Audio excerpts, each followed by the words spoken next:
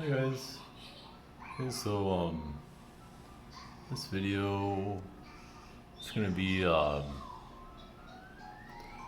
have a little introduction to topology, point set topology.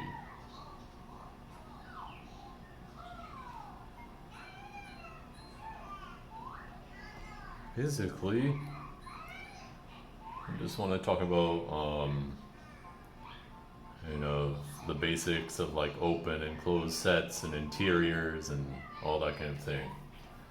Okay, so let us first define what a topology is.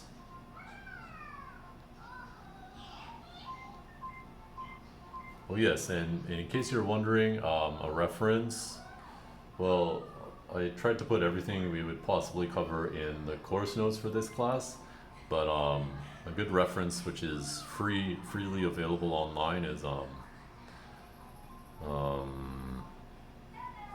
notes by Alan Hatcher,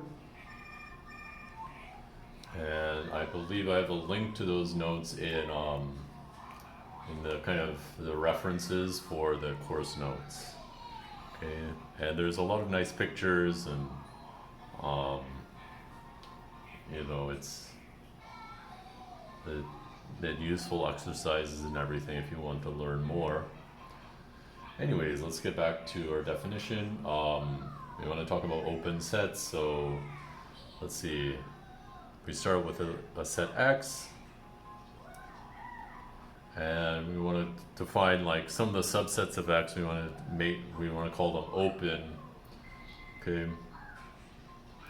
So T is going to be a subset of the power set of X. In other words, the elements of T are all subsets of X.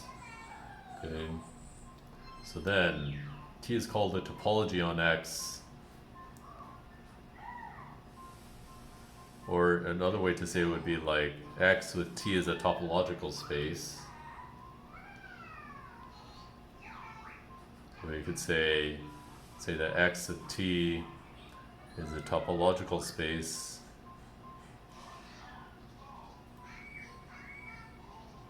if, like several things have to hold. The empty set is in T. All the elements, like the entire set, is in T. 2. Finite intersections. Things in T are also in T.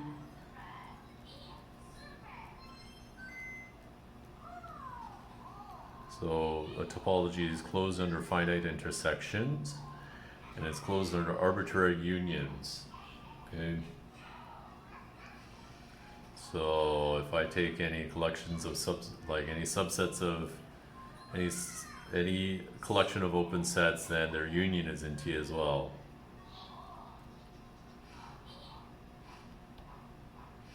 Okay. And that's what topology is, and that defines a topological space. Okay. And just so you have like some terminology.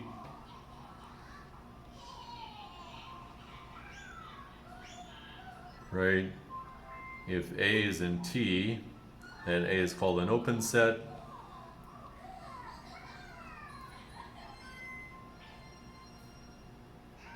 Okay, so the complements will all be relative to X. So if A complement, which is all the elements of X, not in A, in other words, is just X minus A. So A complement, if A complement is in T, then A is called closed. So a complement of an open set is called a closed set. Okay, that's just the basics so far. We have enough information that we can just define. We can give a few examples. Okay, sorry about that. So let me just try and continue. Right, an example of a topological space. Well, let's just start out with like some finite set, maybe that's set with 5 elements.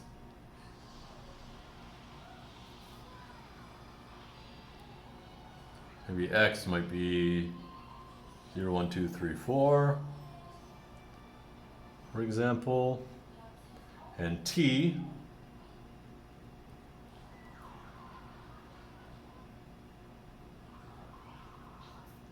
is going to be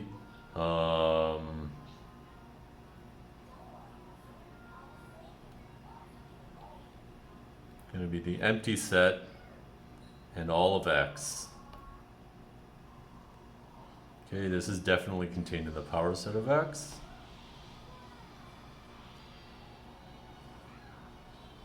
And you can check the conditions, right? The empty set and the entire space are both in T.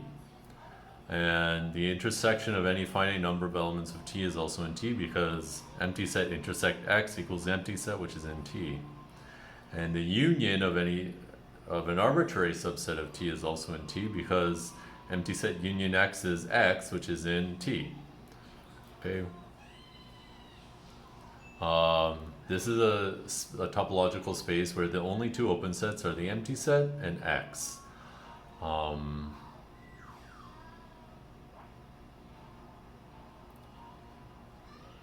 Okay, this is kind of like a trivial topology or something. It says, like, when we think about an open set, we can kind of think like, well, one thing to think about is like open sets can describe when points of our space are close together. Okay, and then this topology is saying like, well, all the points are all close together in some sense. Okay, so it's like not very interesting. We can go to the other extreme. We can separate all the points, right? So this is kind of like our other trivial example. Again, we'll just take X to be the same. Now T is going to be all the subsets of X. Okay. That means that, in particular, the singletons are all open sets. So 0, 1, 2, 3, and 4 are all in the topology.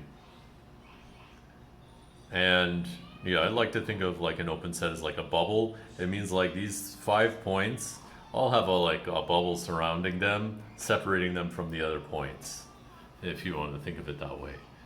Okay, so they're all kind of separated from each other, or you might say like this is like what you might call like a discrete topology. Okay, everything is kind of like separate from one another. Okay.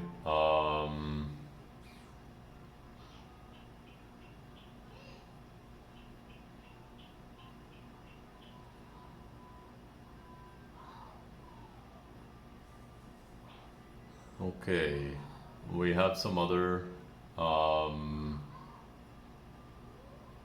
just introduce a few more, oh yeah, do one more example. This is kind of like, the example of the real numbers, and the topology equals the subsets of the real numbers such that A is open. And what does that mean? Where A is open if for all X in A there exists epsilon, such that if the absolute value between X minus Z is less than epsilon, then the Z is in A. Okay, so it's saying like an open subset of the real numbers is like a subset where you can put a little interval around each point of my set A. Okay, this is like the usual topology from real analysis or something. Okay. and you can show that you get a topology. Right, so we'll come back to that example. Now let's just define the interior, the closure, and the boundary. Okay.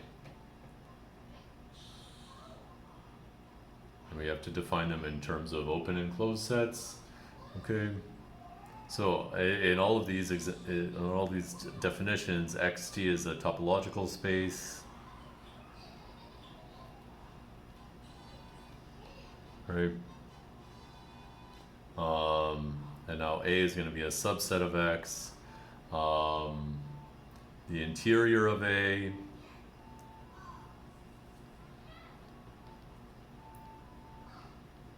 denoted int of A is just defined to be all the elements of A such that there exists an open set U such that X is in U and U is contained in A. Okay. All the elements of A, which can be surrounded by a little open neighborhood. Okay, that's the interior. Okay, and then the closure, what's that? The closure of A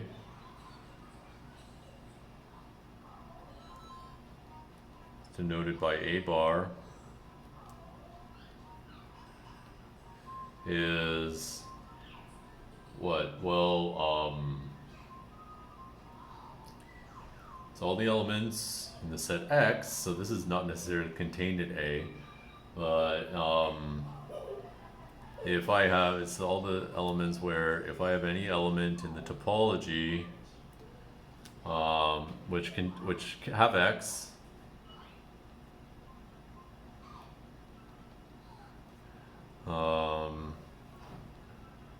these have to intersect A.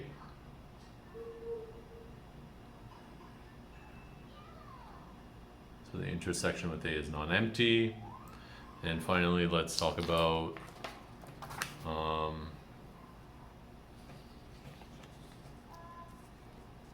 the boundary. Again, A is a subset of X. The boundary of A denoted by kind of like what's this symbol? Del is del A is the closure, subtract the interior. So the things in the closure that aren't in the interior. And if we draw like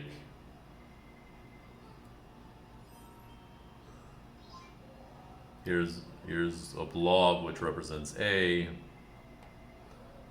Okay. If here's a point, an element of X, then what does it mean to be in the closure? It means whenever I surround my point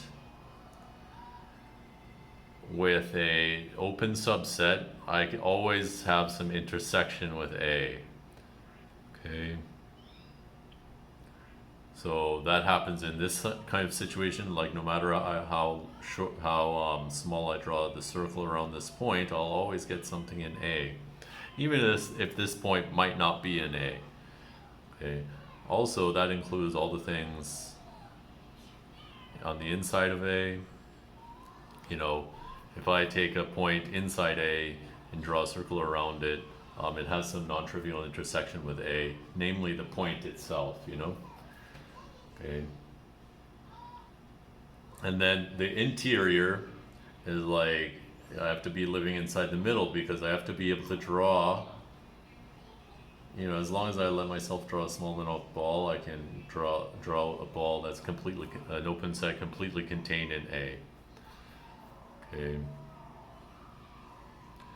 And, you know, if you look at the things which are in the closure but not in the interior, well, it has to be like, you know, has to be on this boundary, right? There's other ways to express the boundary, what the boundary is. Okay, so the last thing I'll just leave you with kind of like an exercise, which you can ignore if you wish, but you know, we have enough information, we can prove some like basic properties. So let A be a subset of X. 1. The interior is open. 2. The closure is closed.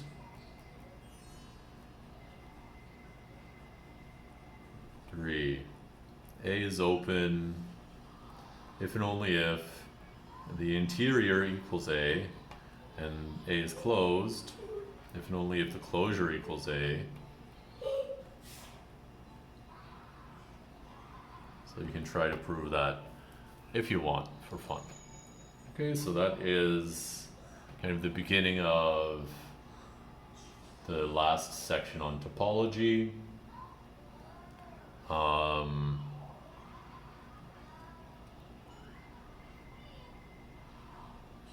So probably next Monday we'll talk more about,